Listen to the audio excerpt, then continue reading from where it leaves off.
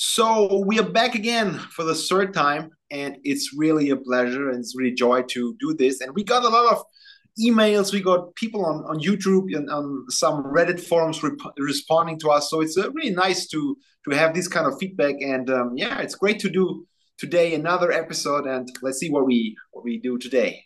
Yeah, so I was thinking this time we'll cover maybe more about you and how you got into the internals.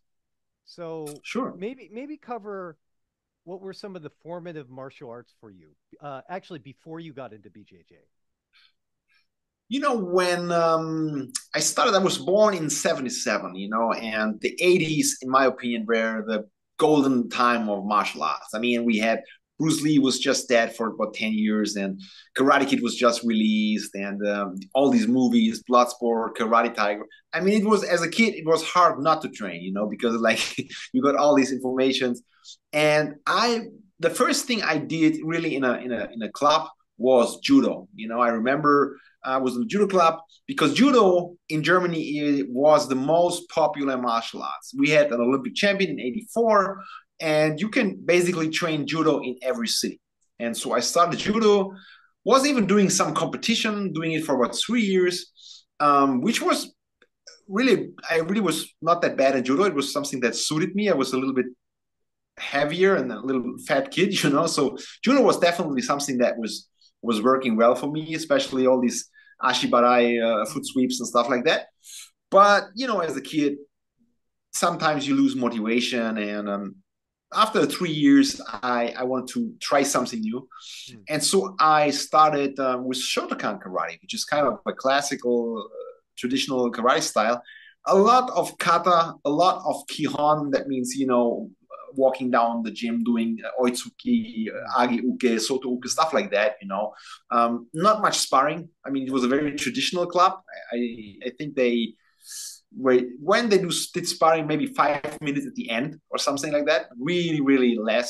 And so as a young guy, with all the movies, you wanted to try something, you wanted to play around. And I had at home, I had this foot protection, this hand protection. I was doing some sparring with my friends already, so I wanted to do that in the club. Hmm. So after about 2 years, I lost interest in karate, and I had to make a decision between becoming a ninja, doing ninjutsu in Been Frankfurt, there. or starting with Wing Chun, becoming the new Bruce Lee, because we all knew Wing Chun was Bruce Lee's first art. So at that time, it was like, wow, what should I do?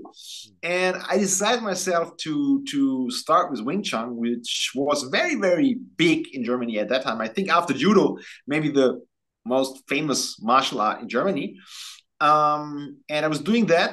We were training really really hard, and even the teachers really were hard to us, much harder than I am to young guys today. But yeah, it was an interesting time. We did a lot of sparring. We got a lot of punches. We do these finger jabs in the eyes, the groin shots, and all of the chain punching, all that stuff. And basically, this was some stuff that was really it was nice for me. It was good for me to train. I liked it. Well, that's really But interesting. then, Well, sorry, I don't mean to yeah, break into you, but it's interesting because a lot of the bad rap that Wing Chun gets is because they say that they don't spar, they don't really test it. And you come from a yeah, background of even starting from judo, then you went to Shotokan, yeah, which didn't do that much live sparring, but then you went to Wing Chun, which did have sparring, right? yeah. I mean, That's it was interesting. in Germany at that time. It was really in comparison to classical martial arts, not in comparison to Muay Thai or to kickboxing or something, but in comparison to the classical arts, it was pretty violent. They did a lot of. I mean, I remember they scratched my eyes. I had a sore throat or something from getting punched in the throat. They kicked you in the groin and asked later if you have protection or not. It was pretty.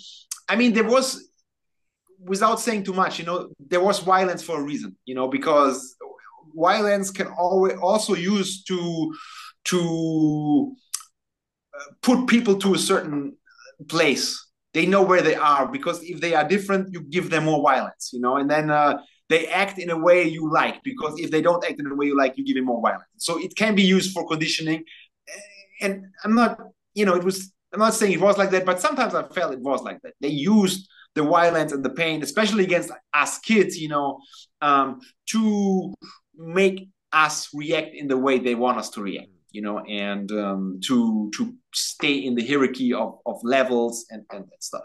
So yeah, and even at home we were training with these headgears who had this cage in front and with the body protection, and we trained pretty hard. I mean, we took that what they gave to us, and we took it and we hit each other really, really bad, which was actually a reason, besides other things, why I was so much into jiu-jitsu later, because I did not like the idea of finger jabbing my friends the eyes out 3 times a week, or kicking them the groin in 3 times a week. This was too much negative thing, and it was really a big part of why I later changed. But yeah, I was doing Wing Chun, I think, through the whole 90s. But yeah, I remember 93, I checked out a martial arts magazine because, like I said, I was always reading books and stuff.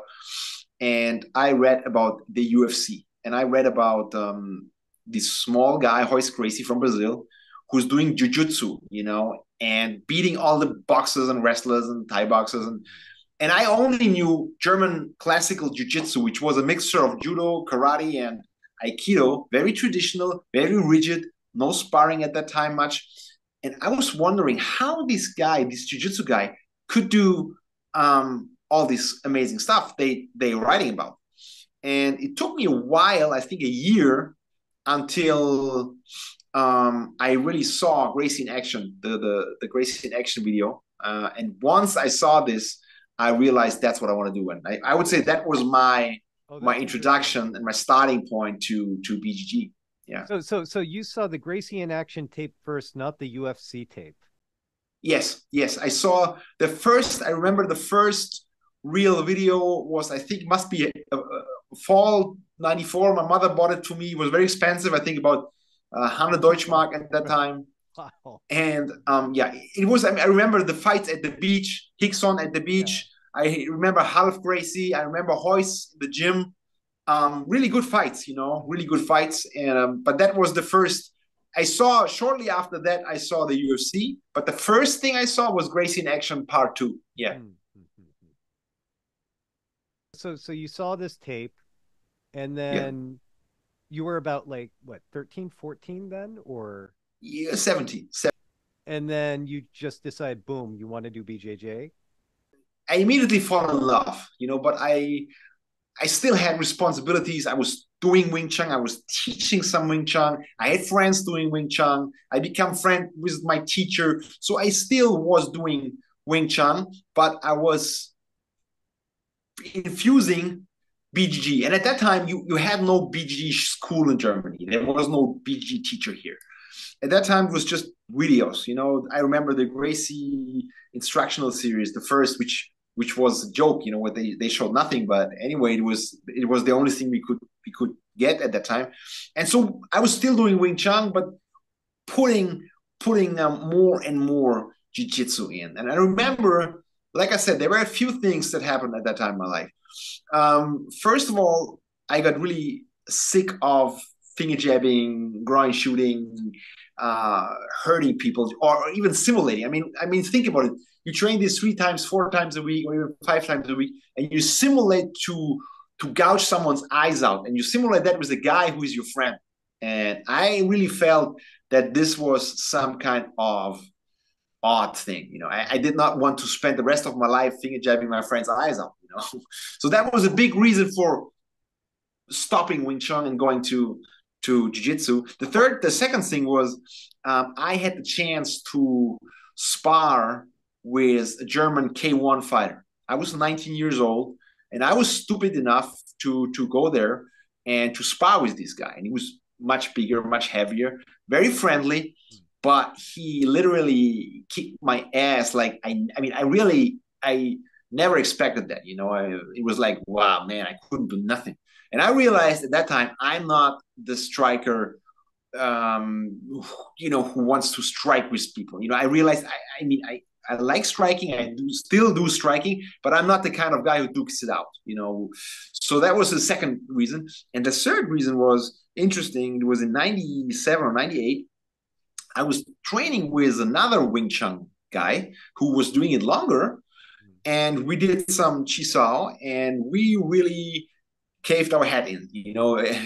He, me, and I, him, and nothing was working. You know, we were just punching each other, you know. And I said to myself, you know what? When he can't make, I mean, I was like that in these days. I was thinking like that.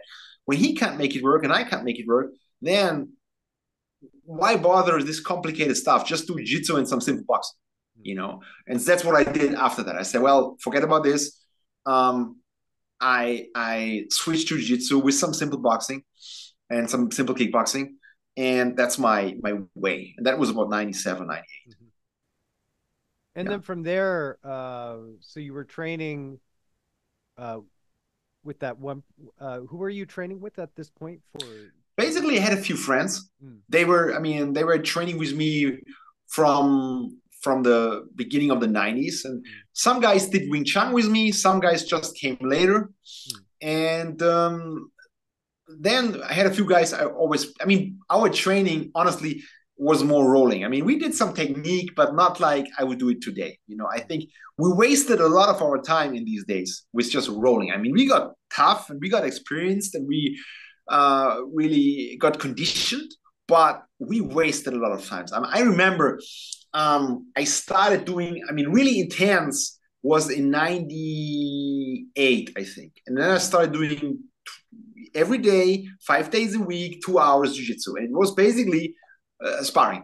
It was stand-up sparring, you know, clinching, takedowns, sometimes wrestling, but most of the time it was, you know, someone is striking and you take him down, and 1 hour of rolling on the ground. And sometimes we got so sick of it at Friday, you know, we said, let's forget about it. Let's go to Frankfurt, because it's like we are all, you know, so fed up with all the same sparring every day. We really wasted a lot of time because we didn't know it better, you know. It was like young guys just have a few videos and just roll, and that was, yeah, interesting times, but yeah, different from today. But you eventually met Royce, right? Yeah, I realized that I need to find a teacher. You know, I remember in the late 90s, you know, this AOL website where you can find friends and everything. And I was looking for BJJ guys. And I remember there was a blue belt, some place, different place from here. And I sent him my videotape with sparring. And I said, please, can you watch it and can you tell me what I can do better? I mean, remember a blue belt in the 90s, this was so different from today. You know, blue belt was a god, you know. And I realized I need to find someone teaching me. So I met in 99, I met a Brazilian black belt from Sao Paulo, was my age. Really nice guy, really positive energy, always party, like Brazilian guy, you know. And he introduced me, he was a black belt, and he introduced me to jiu-jitsu, but he was a gi guy, and I never liked the gi. So it was not so much we had in common, you know. He was the gi guy, I was a no gi guy. So it was like, and I realized I need to find a teacher. And then it was 2001 when Royce split from the Gracie Academy. And he said, oh, I'm split, I'm open to travel, I'm open to teach seminars. And for me, I mean, at that time, you see, Royce was still fighting. You know, it was Sakuraba fight was in 2000, I think. And Royce was still young and was still fighting and was famous, you know, at that time. And so I talked to his manager, which was an awesome guy. And we, with no money, I was 22 years old, with no money, no, 24, but with no money, we really made it happen in Germany. Biggest seminar ever, lots of people, Royce Gracie for the first time here. And yeah, he was the guy who opened the door for me. You know, he gave me the blue belt. He gave me the self-esteem for doing more, for creating a business, for doing something that will be my business for the future. And that was a really interesting experience. Royce was a really interesting personality. Yeah, with some really memorable days. 20 years ago, but very memorable. When you actually felt Royce, did you get to roll with him briefly, like during? Yeah, I got to roll with him really for a while. He still today, I never rolled with someone who felt like him. I mean, not in terms of pressure, not in terms of power, but he was, in my opinion, maybe the softest guy from technique like that I ever rolled with. He was really, I remember he did this classical leg on shoulder pass, and he was just using his hand going between my legs, and I couldn't stop it. And he lifted me up on the shoulder and he passed me. So he was really good with the basics, and he was really soft, really technical guy. You're not forcing anything, Really, I mean, you have to understand Royce is like when you look at him, despite his eyes who are really scary, he has really a fighter look in his eyes, but his body is more like a high jumper or like a track and field athlete. He's tall, but he's really lanky, And when you roll with him, there's no strength. It was really an interesting experience. Like I said, never had anyone roll like this. It was really inspirational also, yeah. And then from there, eventually you met Roy Harris, right? Yeah. That was special, I mean, I talked to Royce and I said, Royce, I would like to be a student and stuff. But Royce said, you know what, I'm traveling. And I said, I come to the US. And he said, oh, I'm never in the US. I'm just traveling the world. So you could feel that Royce, at that time, Royce wanted just to travel and to teach and to live his life, being free from the academy, maybe just want to live his life. And so I realized there will be no student-teacher relationship there. It's not happening, And so when he left, I really had the self-esteem of organizing stuff like that. So I was thinking, hey, what else can I do? And I was thinking about Gene LeBell, Hansel Gracie, and a lot of other names, I think. But basically, it was always a question of money. And I had absolutely no money at that time. So it was hard for me to find someone who fits into the schedule of my, bringing me to Germany, don't want money in advance or something like that. So, and I was remembering one guy, Roy Harris. I had conversation with him in the 90s. And I remember he wanted to travel to Poland from Switzerland, and he was traveling by car. And then he said he wants to visit us. But it never happened because I think something got canceled. But anyway, that was in the 90s. And then I remembered him and I wrote to him because he was more famous guy than today in the early 2000s. Writing all over the internet his advice of jiu-jitsu and also Jeet Kune Do. And then I talked to him and I scheduled a seminar and I brought him to Germany in December 2002. Yeah. So what was your impression upon the first time that you met Roy? It was like, Roy was from the first moment on very, very friendly, professional person to handle, very, very easy to handle, professional manners, very, very good, And the seminar was the next day. And the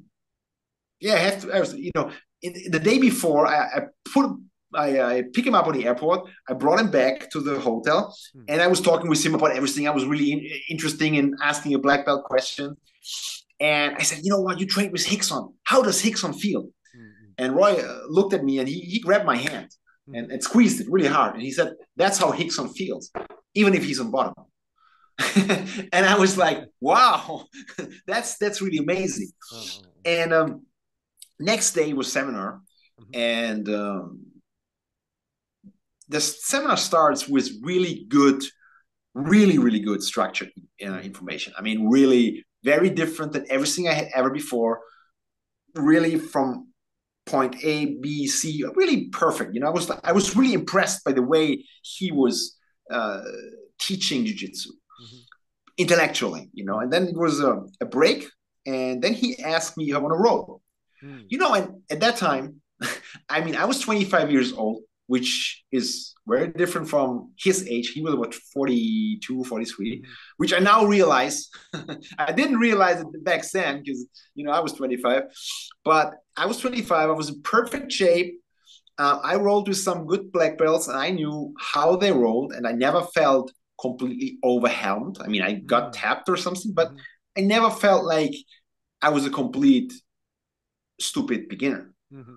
But then, I rolled with Roy, and he just put me on my back, passed my guard, gave me pressure, tapped me out. I think it was a pillow choke or bent arm lock, whatever. And he did this 3, 4, 5 times. My friends were watching, And I was smiling like crazy because I realized this is my teacher, you know. Mm-hmm. This guy let me look like a complete white belt. Mm-hmm. And, you know, I mean, this was like, it was amazing because he, you know, with the other guys I met, it was, yeah, they are great at jiu-jitsu, but I feel they are just, they have more experience, they have more training than I have, but they are doing the same stuff I do. With Roy, it was like, these guys doing something I don't even understand. His body feel completely different. I mean, it was, you have to imagine, it's like, I couldn't do nothing. You know, it was like, he completely, the pressure was insane. I mean, what's the number this now? is something. It's a 9.5. What's the pressure I on your mean, neck? he was about, Yes. he was heavy guy, of course, but he could really, I mean, he felt like, I don't know, it was amazing. The pressure, still years later, you know, this was in 2002, still 2007 or something. The pressure was insane. But anyway, he put pressure. He was immovable in a sense. I couldn't move. I couldn't get my guard back. I could not do guard retention. I could. I remember. I just was. I don't know what he did for submission, but maybe it was pillow choke or bent arm lock. This was his main thing. And the thing is, usually he could repeatedly doing it. You know, he was just doing it 3-4 times in a row, and I could do nothing. And that was amazing. It was mind blowing. Just out of curiosity, I'm going to fast forward a little bit, but you got to meet Rickson as well. It was 2012. He was older at that time. He was about 54. And we did not roll, but we did positioning. And he allowed me to mount him, and then we switched roles, and he mounted on me. And it was very interesting. Not like Roy, you know, no pressure at this stage of his life, but immovable object. You know, I could not move him at all. And when he was when I was on top, he just escaped with a basic, I think, was elbow knee escape. I mean, really effortless. That's why I call my jiu-jitsu effortless jiu-jitsu, because this is what I'm looking for, you know, being effortless. And Rickson, even if he was older, even if he was more injured, you know, he was far from his prime. He was not that big like he was in choke, you know, not the same person like in choke, but perfect basics. Nothing fancy, nothing I hadn't seen before. Just, you know what he's doing, but you can't stop it anyway. So you're working with Roy, and then, you know, at some point, you know, you met Rickson, but what drew you then back into like the other martial arts, like the internal side and the softer side? Yeah. I think Rickson,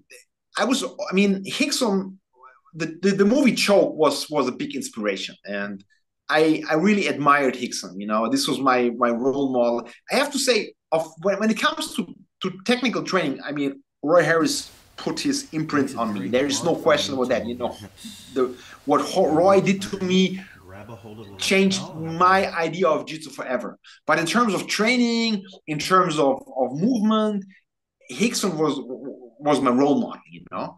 And I saw all this crazy breathing stuff, the Kabalabati. I saw this, you know, these movements at the beach, doing all these movements on the ground stuff.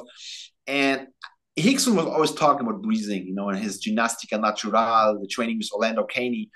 And I started watching for breathing stuff, you know, and first thing I was doing was Hatha Yoga. I remember I went with a friend of mine to a Hatha Yoga gym in 2000, and these were typical yogi guys, and we were typical jiu-jitsu guys, and they looked at us and they said, why are you guys coming here?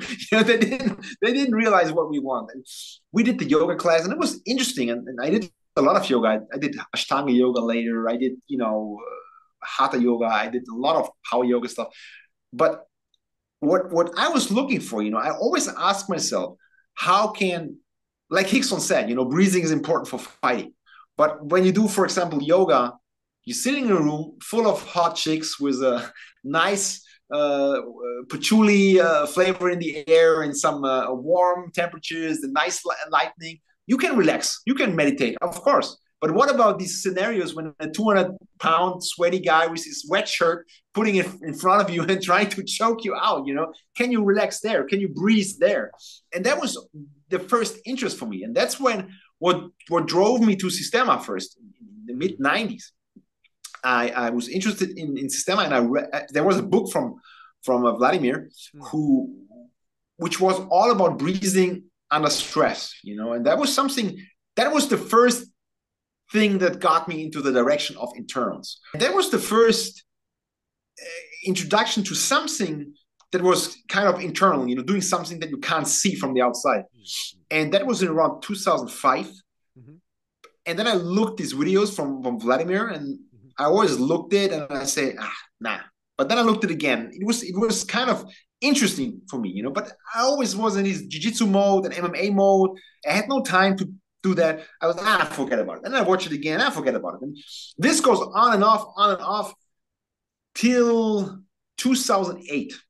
28 April 2008, my 31st birthday, I was rupturing my biceps tendon, my left biceps tendon.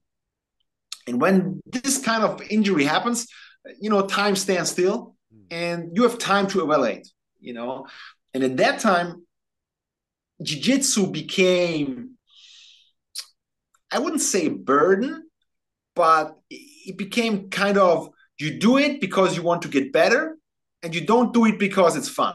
You don't train for the joy, you train for the result.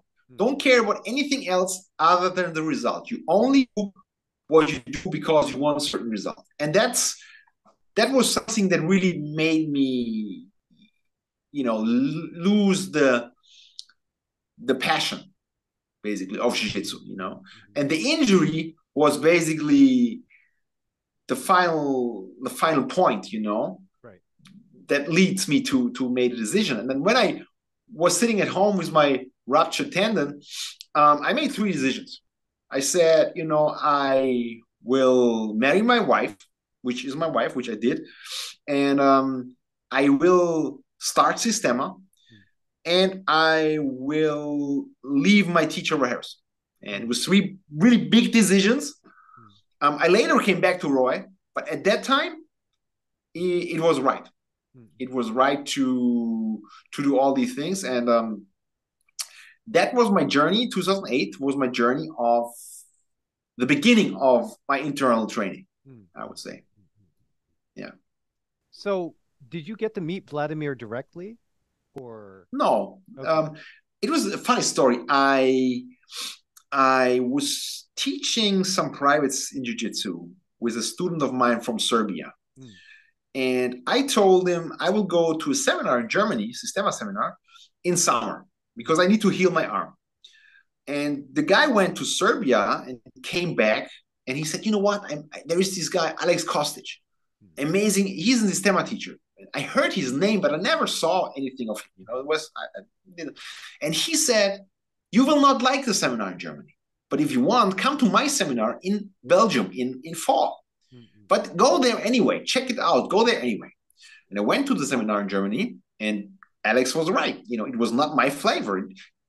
Really nice, friendly guy, really, even dedicated teacher, but not my flavor of Sistema at that time. And I went home and I said, okay, this Alex Kostic guy must be right, So I ordered his tapes, which at that time called Movement as Defense, which was really, really a title that suited me very well in these days, because I really was about movement these days, about liberating the body, kind of my hippie time, And then in October 2008, I went to Belgium with a friend. And I got to meet Alex. We had a seminar 2 days, and that was like one of these life-changing events, like the meeting with Roy Harris. Alex opened a new world for me. I mean, not how should I say it? It was not about only fighting, or not about pure fighting. It's not, it was more about what you can do with your body, how you can approach things in life, how you can really free your body from tensions, how you can use movement as defense, and I get this famous Sistema punch from him, and this was like, wow, that was something that really changed my perception of what is possible physically. So it was And also I different. learned So sorry, it it was like was it was different in your experience because you've worked with a yeah, it lot was of completely different. other strikers, capable I strikers. mean, I this was completely different. I mean, I only met two people. I got punched by two people. It was Vladimir and it was Alex, Mm, who really did this deep punch in the stomach, and that was mm, really amazing. It's mm, not easy, you know. I know a lot of people trying it, but in the community, but they couldn't. mm, But yeah, Alex was really good with that strike, and I mean, I brought him to my gym many years, and mm, he punched me many times, you know. And mm, this is something very interesting. And um, what Alex, I mean, it's always important to meet the right teacher at the right time. mm, And what Alex was so good at, he had a very old style of the stemma, kind of a 90s style from Vladimir, you know. yeah. And he was teaching the basics, and he was helping me to really understand what what what is it all about. So Alex was like, and he was very. I think Alex Kostic is one of the most free thinking individuals you can ever met. You know, Mm, this guy is not trapped in any kind of ego thing or any kind of image thing. He was really open to change, mm, and he was not only introducing me to Systema, he was also introducing me to bioenergetical breathing, which is mm, very interesting mm, and helped me a lot till today. You know, I was just doing it a few hours ago. Um, so yeah, that was a very impressive weekend. so you met Kostic, and then Yeah, at what point did you actually hear about ARC?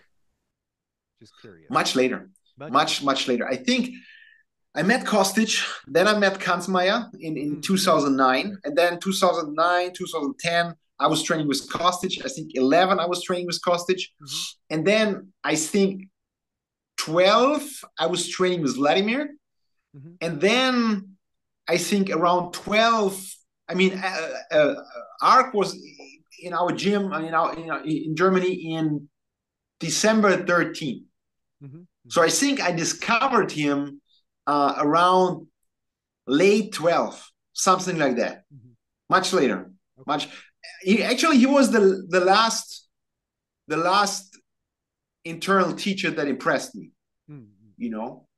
He was I remember the videos. There were some videos from I think from France in the early 2000s mm-hmm, where he was really explosive and stuff, and he was throwing people around. And these are the videos I don't know how I found them. I don't know. I maybe Google or something, but it was like with Vlad. I watched him and I saw there's something special, and I realized I want to do that, you know. And that mm-hmm. was yeah, late in 12 or early 13, something like yeah.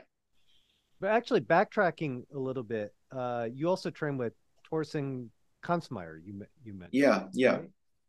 How was that? How was yeah. that different from, say, like, Vladimir, Alex, or even Ark? When you train with Ark, when you train with Vlad, when you train with Alex, I mean, these guys were fighters. You know, I Mm, mean, you could see that in their eyes. I mean, they could fight. You know, mm, and you can see that in their movements, and you feel it. You know, mm, Thorsten was more of a coach. He was not a fighter. He was a mm, small guy, very friendly guy. mm, Um, but like I said, he was not a fighter. mm, But what he was teaching was very unique, and it was fitting exactly into what I was doing at that time. You know, it was like he was teaching inner pictures, uh, movement with inner pictures that help you to what he called releasing the resolving the resistance of your opponent mhm, by resolving your own resistance in your own body.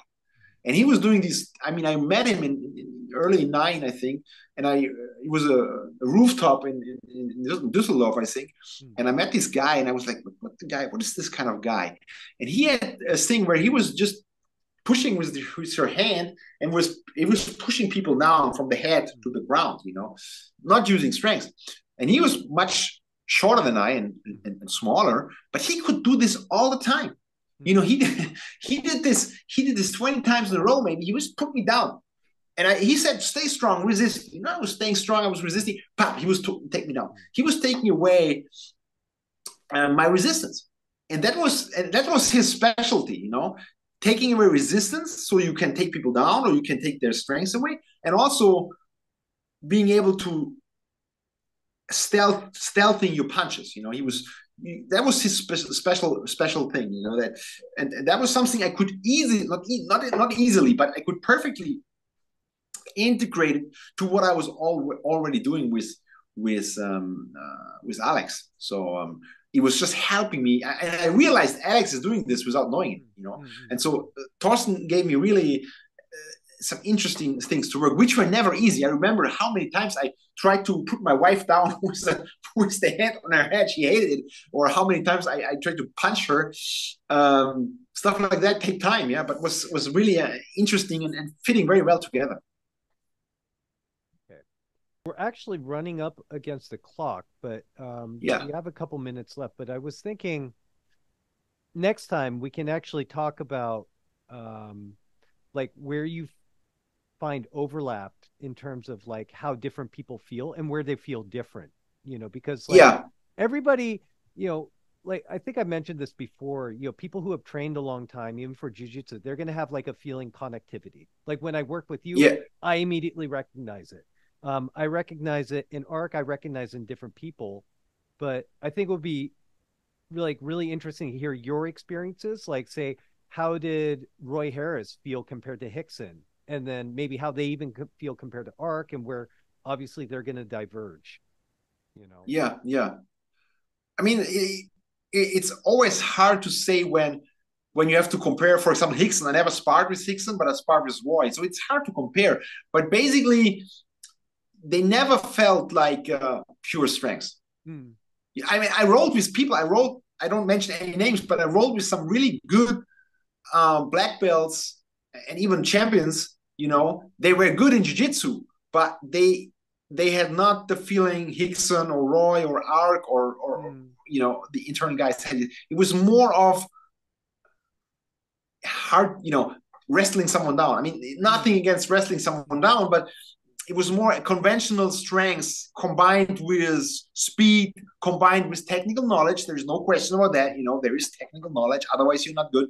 But it was more of these squeeze, jump to the next, squeeze, jump to the next. That's very different. That's more the approach, the conventional approach, I would say. So you'd say there's also definitely a difference, even within the BJJ community, between those people who have the certain quality versus those that don't. I think we have to talk about this topic later because it's so deep. But for me, jiu-jitsu is not about effectiveness. It's about efficiency. Because, the way you are accomplishing things, that's for me jiu-jitsu. That's for me the difference between a white belt and a black belt. For example, when you take the old classical MMA fight, Minotauro, black belt in BJJ, legend, versus Bob Sapp, strong guy, very strong guy. Bob Sapp was able to pass Minotauro's guard in MMA. Does it mean Bob Sapp is a blue belt, purple belt, brown belt, or even black belt level in jiu-jitsu? Not at all. Not even a blue belt level. But the effectiveness was there. The point is, could he teach this move to someone who is 150 pounds? No, it wouldn't work. So for me, efficiency is the thing you should strive for in jiu-jitsu. And we talk about this later, that's when, in my opinion, internal stuff comes together with BJJ. Because the internal stuff can help you with the other stuff you have in jiu-jitsu to help you to become more efficient. And that is, in my opinion, the ultimate goal. As you get older, become more efficient and not just focus on getting the job done, doesn't matter how. So, yeah. Because I remember just that brings to mind that quote not quote, but that memory you had of ARC where he threw you with, I think it was probably 2 fingers on your, on your exactly. Kit, and you didn't feel anything. Yeah, that was, I mean, that was as effortless as it can be, and I think the way he was doing it, it doesn't matter if he was about late 40s, but the way he was doing it, he could do that in his late 50s, late 60s, or even late 70s. He was not, using any kind of brute force ripping my shirt off. So, and that's just hypothetically speaking, if you can put this stuff just to a degree into the grappling, on the ground or even the clinch, which is more difficult in my opinion because it's harder to get rid of the tension when you are in these stalemate situations. But anyway, if I think it's possible, I think it's hard work. I got it a little, but there's still a lot of stuff to work on. But if you can do this, then you will have a very different quality. And that exactly, basically, it's in a sense, it's like with Rickson. When he was escaping, it was not like ripping my adductors open, or putting my pants out, He was just doing it. And whatever reason, I don't know whatever reason, he just could do it, without breaking a sweat, without going crazy, and without hurting me or putting strengths against me. And just a little example for the end, the other extreme is also possible. I had a student 2 days ago, old man, nice guy. He was trying jiu-jitsu, and he did the upa, and he was on the bottom, and I was sitting on top very gently. I was not even pressurizing him, and he was going like, boo, boo, boo, but he wasn't doing anything. So he wasn't touching me even. So you see, the effort is something that he was putting so much effort in something which was very much effort for him, but there was zero output. And this is, a little extreme, but this is the extreme on one side. But what we want, what you want, what we want to change that in the other direction. We want minimal use of power, but maximal output. And that's what I think we all want. Well, to close, I'll just say, in a way, you're a smarter guy than I was, because when I first met Ark and he did Agite on me, I didn't feel anything. And because I didn't feel anything, I actually thought that in a way he was less skilled than Sam Chin. Because from Sam Chin, I see what you mean, yeah. I felt the power of the ground and the conditioning and all this.